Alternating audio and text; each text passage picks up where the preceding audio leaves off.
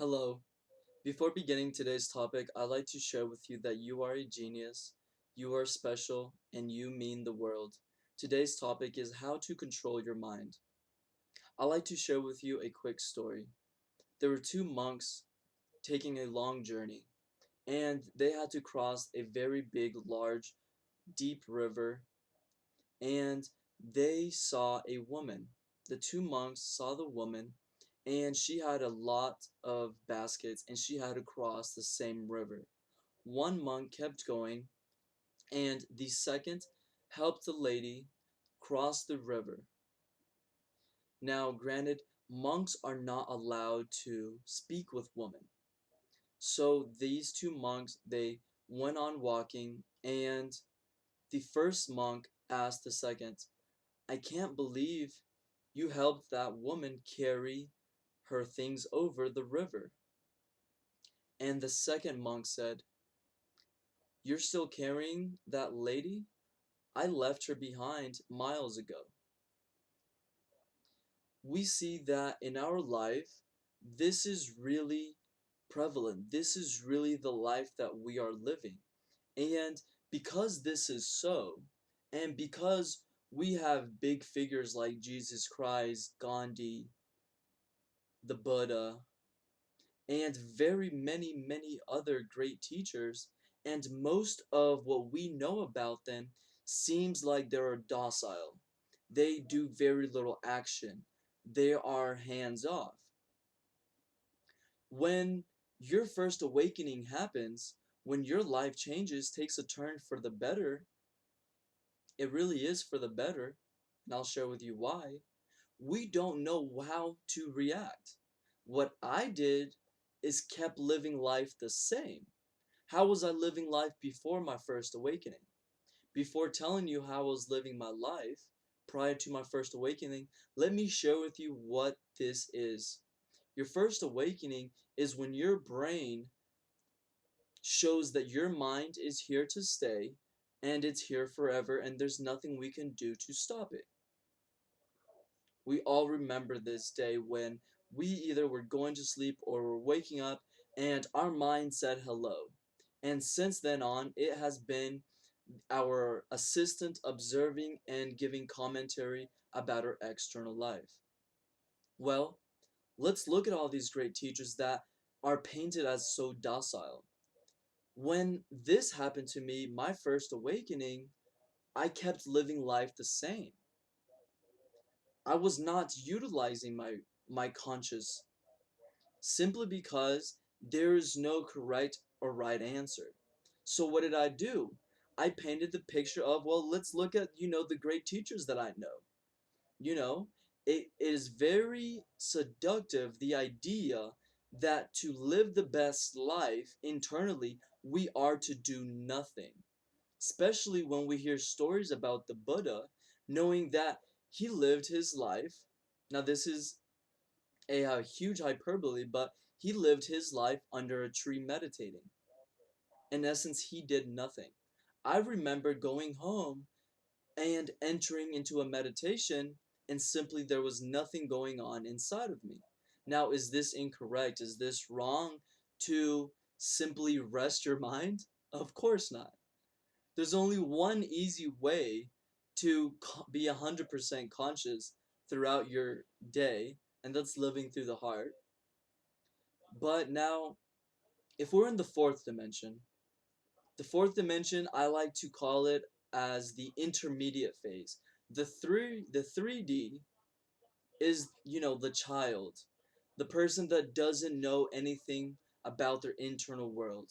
The only thing that they relate thinking to is reading silently, as I once did.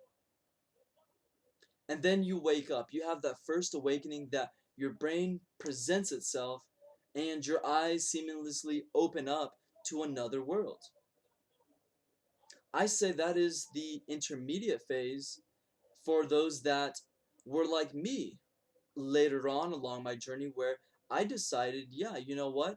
I think I do want to utilize my mind. And day in and day out, I was repeating one word, love. I would wake up and I would start that train of love. Love, love, love, love, love. I was a server at the time. I would be taking chips and salsa to your table, and inside of myself, I was repeating the word love. The reason I call it intermediate is because living through the heart, you realize that you can be 100% conscious. What do I mean by being 100% conscious? This means that around the clock, I am constantly doing something that is a lot greater, at a greater frequency, at a greater rate than love, love, love. If you see, we would need great technology to tell me how much of a time there was between one love and the second love. To the ear, we will say that there is no gap in speech, correct? Love, love, love, love. It sounds like it is one big word. In essence, though, the truth is that there are milliseconds of silence. That's the difference between the fourth dimension and the fifth dimension. This is the difference between X level of consciousness and 100% level of consciousness. So, how to control your mind? Well, the truth of the matter is, I used to believe you don't want to control it, you have to let it run rampant.